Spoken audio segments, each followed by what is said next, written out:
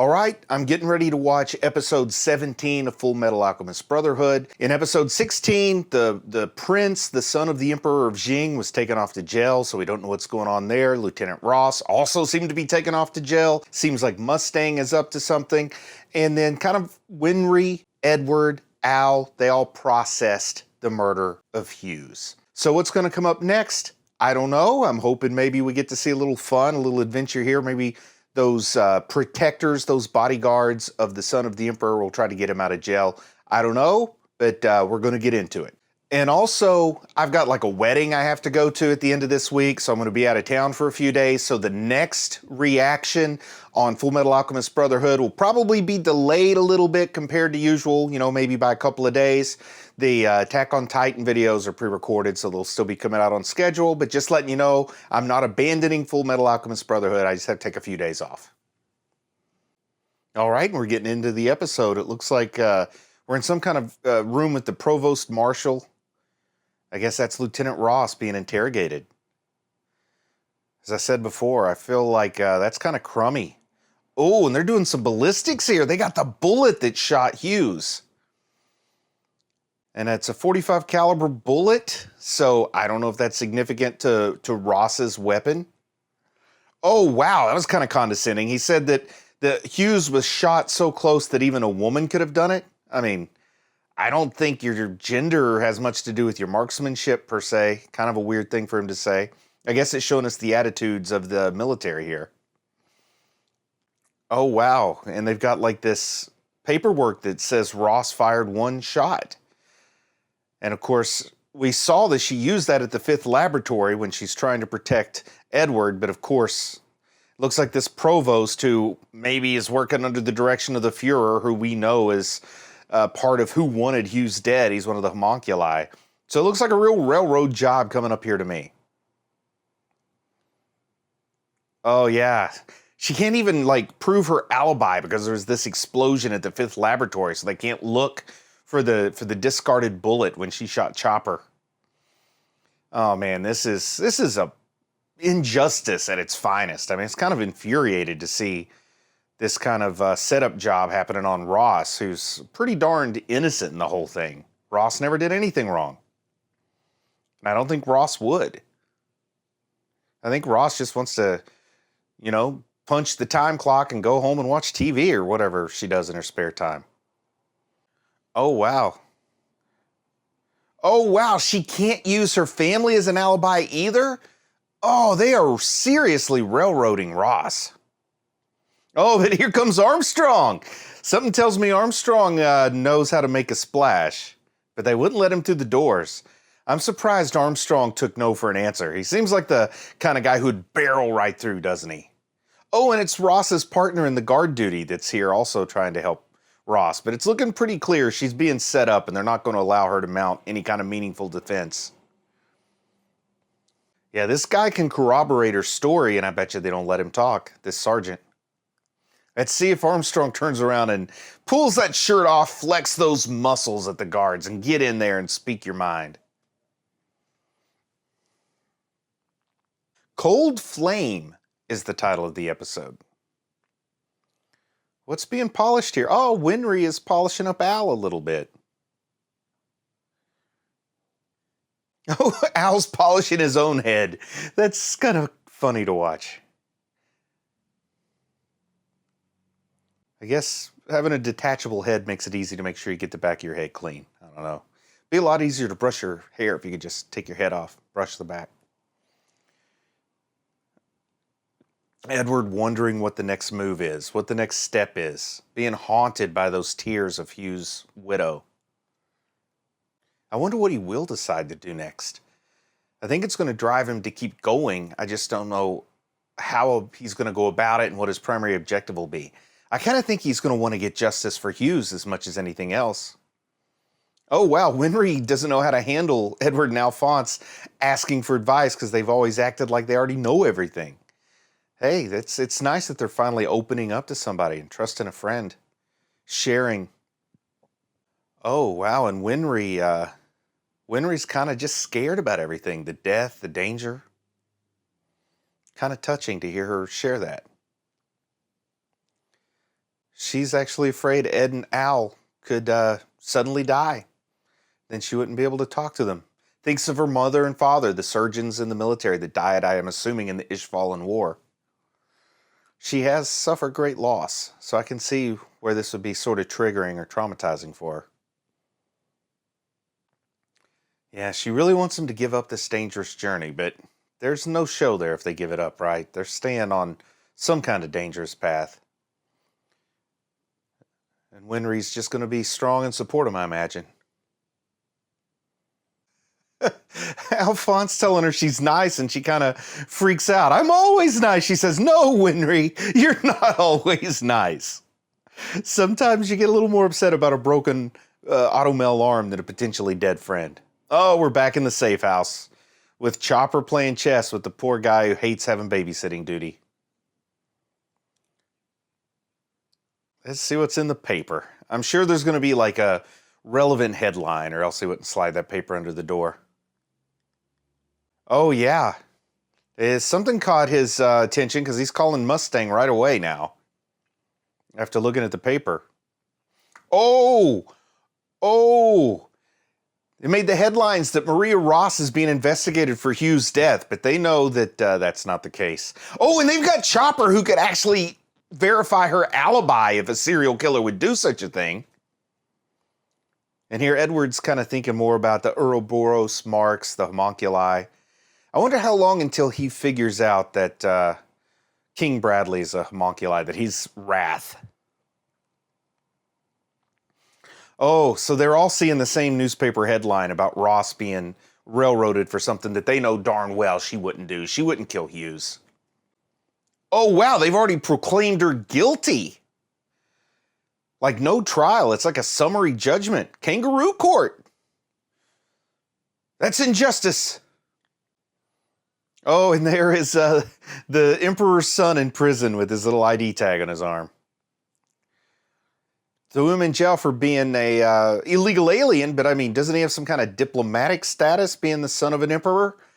Or maybe they want war. You know, I'm thinking, wouldn't they like to avoid an international incident? But then again, they're pretty militaristic. Maybe that's exactly what they want, is war with Jing, an excuse. What's going on here? Oh, Chopper. What's Chopper doing? So who turned Chopper loose in the prison? Is this a rescue attempt? What's going on? How did Chopper get out of the babysitter's safe house? Like, this has to be intentional. I'm thinking it's a Ross rescue attempt. But Chopper's pretty darn effective at clearing out the corrections officers. The guards there bopped them both on the head. Yeah, I think he's been sent by his babysitter because he's not allowed to chop him up or to murder him. There's the Emperor's son wanting to be rescued by Chopper. He even refers to himself as an illegal immigrant. I mean, come on, you're royalty, you're imperial bloodline. You can get a visa, right? Oh, something got his attention about Jing. Now that I'm interested to find out more about. Why was Chopper interested in Jing? And here's Ross. Yeah, rescue attempt for Ross, I guess sent by the babysitter. Kind of cool to see Chopper using his powers for good instead of serial killing. Horrific slaughtering and murdering. You know, that'd be a good Halloween movie. It would be like Chopper just slaughtering people. A slasher film. Chopper versus Michael Myers. But yeah, Chopper has the hole in his hand to corroborate her story. So even Chopper knows she's innocent, and Chopper's sadistic. Does Chopper actually have a sense of justice? Psychopath to the rescue, I guess. Yeah, she's set to face a firing squad if she doesn't run away with Chopper. Man, that's got to be kind of scary, though, getting rescued by a entity like Chopper. A blood-sealed armor suit of a serial killer holding a meat cleaver and a butcher knife. And for some reason, a prince from Jing is with him. What a crazy trio they're going to make. And Ross believes in, like, following the rules so much, she's sad about even breaking out of jail here when she knows an undeserved firing squad's in her future. She's still hurling insults at him as he escapes her, and a little pink heart came up. He's starting to get a crush on this tough-edged Lieutenant Ross. I think she's a lieutenant.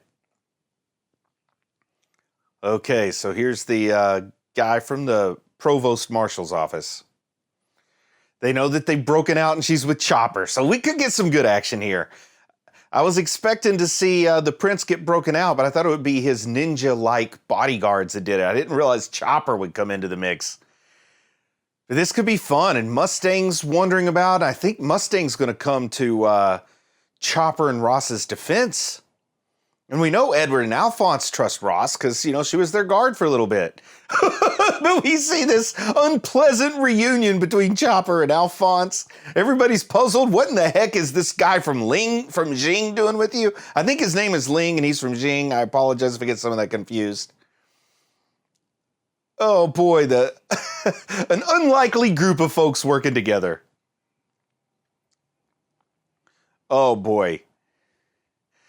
I like this, that Chopper's guarding their escape, but I think Edward and Alphonse would be allies to Ross, and maybe to Ling from Jing.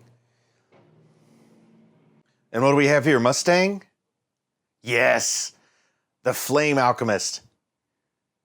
He knows Ross is innocent. Oh no. Is he using his flame alchemy there? Oh, wow, we don't exactly know what Mustang did. We just see the flash from the alleyway. And I guess Alphonse and Chopper want to settle some scores, but Chopper got away, and he's taking the... Ling from Jing is going with him. And Ling's got just the best attitude imaginable, considering this weird, confusing, messed up situation he's in. Let's see what Edward's going to say to Mustang here. Whoa, did he actually burn Ross? It looks like he burned Ross. I thought Mustang would not do that. That confused me there. There's got to be a trick there, right? I just don't think Mustang would have burned Ross because he knows too much. I understand he's very upset about Hughes, but I think he knows that explanation is just a little too convenient. I would expect him to know she was a patsy. But I guess I was wrong. It's looking like that really is her charred body. I mean, the ID bracelet's on there. Whoa! Mustang slugging Edward. Are we going to see a little combat here? Yeah, I think Edward's the kind of guy that doesn't care that much about chain of command, particularly right now, grieving over Hughes and dealing with so many uncertainties, his father, the homunculi. Oh yeah, Edward was ready to start choking him, which I said I expected him to choke him when he found out he lied to him. But now it's not even just the lie about Hughes, it's the murder of Ross that he wants to choke him for. And when is he going to say, why did you lie to me? Ask Mustang why he lied to you. Just following orders? Come on. At least he's apologizing about the Hughes thing. I don't like this. I don't like Mustang being the just following orders kind of guy. I thought maybe there's going to be more to him. This is a serious bummer to see this out of Mustang. He's looking like a villain all of a sudden, and I never saw him in that context at all. I'm still waiting for the reveal that there's some kind of switcheroo there. Like maybe he did that to help Ross escape and he burned some other body. Preferably not just an innocent bystander that he burned. But you did see that the ID bracelet was broken, almost like it was broken off of Maria's hand and thrown onto this corpse. Oh wow, this guy from the provost marshal's office is asking Mustang if he had anything to do with this. Which, you know, indirect way he did, it was his project to keep Chopper in the safe house. He assigned the babysitter. I think Mustang maybe even ordered the escape because the babysitter was on the phone with Mustang before all this started. Ooh, I'm starting to slowly connect the dots. Sometimes I'm slow on the uptake, but I think Mustang orchestrated her escape and he had something set up to work as a corpse so that they would stop looking for Ross. I think he really set this up to help disappear Ross so that they'd stop looking for her. I take back what I said about him being a villain, but I still expected Edward to choke him. Okay, what's up here? Man, that's a cranky looking doctor. Oh wow, he's identified her dental records, so they've really gone a long way to cover this up, because I think she's still alive. I mean, checking the dental records? That's almost so on the nose that it's trying to make us believe she's dead when she's not. Look at Mustang, just that stone face. He's not showing anything. Yeah, even the doctor's judging Mustang harshly. So everybody piling up on Mustang makes me think he actually didn't do it. Thank goodness. It's all a trick. Oh, Armstrong's apologizing? Oh, so Armstrong thinks that she really did it, and of course she was one of his guys. Oh boy, is Armstrong about to pop his top? The big softy about to become a little rough-edged? And that apology, when we know good and well that she didn't do anything, and here is Mustang going to let Armstrong blame himself? Oh, wow. Mustang telling Armstrong, take a little time off. So if he sends him back east, there's something there for him to discover, right? Like if Mustang wants Armstrong to go back to that district he came from, there's something for that there. He's not just saying things for face value, in my opinion. So I think Envy's taken a little too much confidence in what happened. Oh, and Lust is saying it was supposed to get Mustang to quit digging in deeper, but it looks like maybe that one's backfired on Lust a little bit. I want to see what she did to Playboy. Where's Playboy at now? Is he still alive? Yeah, turning the subordinates against Mustang is something that's happening. Ooh, even Hawkeye's asking for time off. And Armstrong was ordered to take time off. What's up here? Is Mustang losing all of his support staff? Or is he doing this on purpose to protect them, like trying to distance them? Because he knows he's about to go into some really dangerous waters, particularly if he's going to go head-to-head against the Fuhrer. It might be better to get anybody you care about distanced.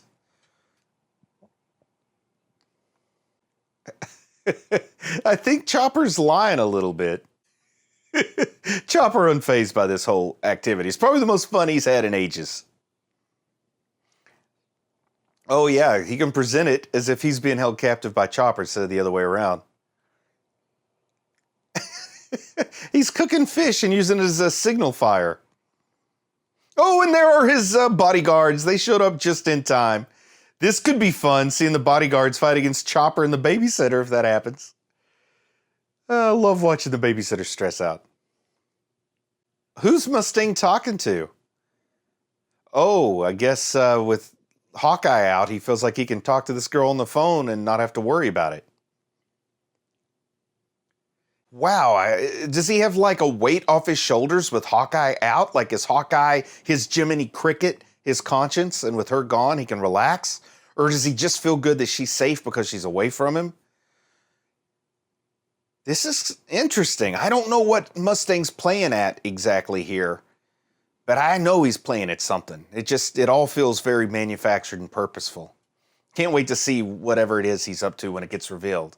I think he's going to be a big part of this movement in the story. Oh no, is Armstrong going to punch Edward?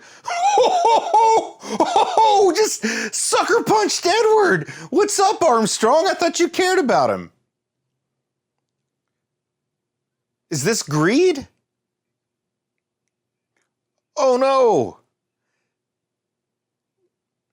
Oh, so he's just looking for an excuse to go back to reassemble, I think. Yes, he walked in and broke Edward's arm just to have an excuse to go to reassemble. But Winry's right there. So is he going to take Al and Winry with him? Oh no, he's telling Al to stay in Central, and he's just taking Edward back alone? What's going on here? And how can you leave Winry? I mean, if the Automail arm needs to be fixed, don't you need Winry to go to Resembool with you? Oh, and his orders are to travel, and he's taking Edward with him because he wants to protect Edward, I think. Maybe protect him from Mustang. Maybe protect him from who knows who. But was he ordered by Mustang to take Edward with him? This is curious. Everyone's out of the way, so he is trying to protect everybody so he can go into whatever his big plan is.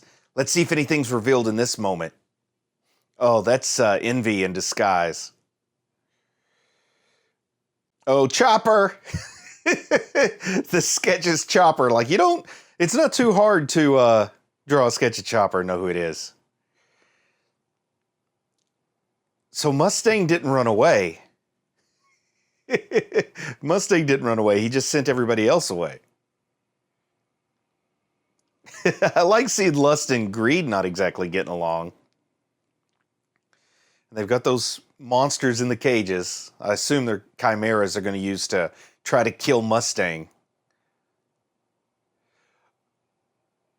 Oh, is that like the human form without the soul of Chopper? Oh man, we're getting good here. Mustang's planning a big fight. In fact, he's planning something so big he wanted to get everybody a safe distance away. Send Armstrong away. I'm still convinced that he faked the death of Ross to keep Ross safe, got Hawkeye out of the way, and got Edward out of the way. Curious that Alphonse and Winry didn't go with Edward. I don't know what's up there, but I'm hoping this next episode we really get to see Mustang mix it up. I want to see what the Flame Alchemist can do when it's not raining. All right, fun times, much more to see. Once again, just a reminder, it's going to be a few days delayed before I get to episode 18, but I'm not abandoning the project. I just have to go out of town. I'm proud of you for watching anime, and I'll talk to you again soon.